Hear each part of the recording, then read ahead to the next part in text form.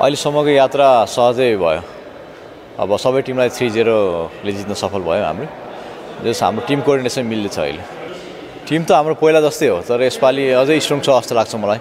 Middle ब्लकरहरू सबै फर्ममा हुनुहुन्छ अनि त्यो साथसाथै हाम्रोमा लिबरोमा पनि अप्सन छ अनि अपोजिटमा पनि अप्सन छ। जस टिम राम्रो छ यसपालि। अबको लक्ष्य अब कोशी र नेपाल पुलिसमा जो जितेर आउँछ उहाँहरूसँग खेल्ने लक्ष्य छ। त्यस पछाडि चाहिँ अब गेम जित्दै गएर फाइनल उठाउने लक्ष्य हो हुन चाहिँ।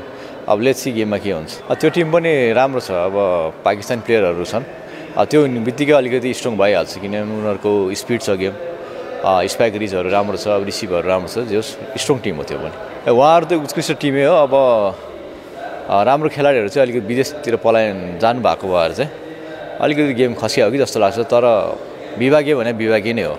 अब राम्रै हुन्छ किनभने सेट टिम कसले कुन टाइममा के गर्ने सबै थाहा हुन्छ। जस राम्रो छ उहाँहरूको टिम।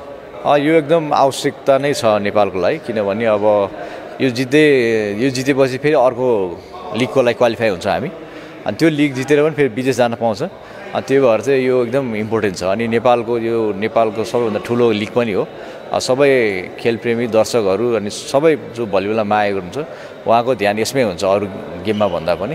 त्यो एउटा इम्पोर्टेन्ट छ। अनि एउटा अर्को कुरा चाहिँ स्पोन्सरहरू पनि यो गेममा केन्द्रित भएको हुन्छ। अब यस्तो लिगहरू भइरहनुपर्छ।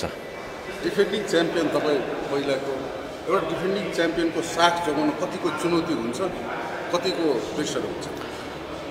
अब साख जोगाउनु त अब अलिक गाह्रै नै हुन्छ होइन। अब त्यसको लागि हामीले पहिल्यैदेखि प्लान गरिरहेको हुन्छ। यसपालि चाहिँ अलिकति नेपाल भलिबल सङ्घले चाहिँ अलि डेट ढिला दिनुभयो अनि अलिकति गाह्रै भएको थियो।